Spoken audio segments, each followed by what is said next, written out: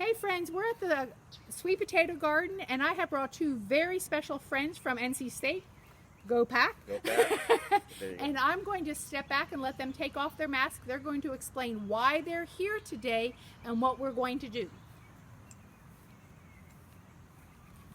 They are a married couple, so they can take off their masks. Their family. There we go. So I'm Dr. Gina Fernandez.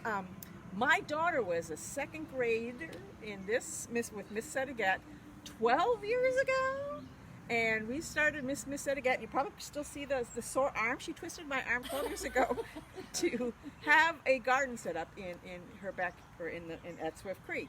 So I did a little head scratching about it. I said, you know what? I think a strawberry garden would be great.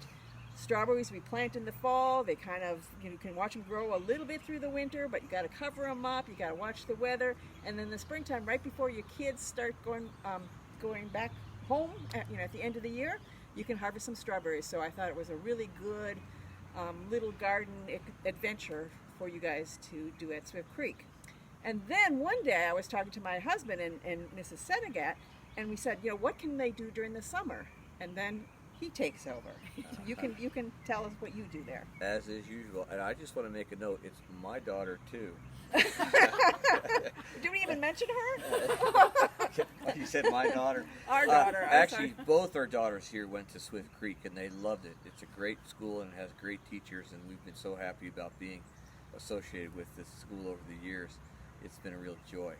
So my name is Craig Yancho. Like Gina, I'm a faculty member also in the Department of Horticultural Science here at NC State. We'll get the old Go Pack one more time on it. And you're right, usually I always follow Gina's good lead here. So after they were done with the strawberry crop, we had another seasonal crop. I happen to be a potato and a sweet potato breeder. Megan was, Miss Sedigat was really creative. She wanted to have another crop to grow over during the summer and to harvest in the fall. And she thought about me. She thought about sweet potatoes. So we definitely thought it was a great idea.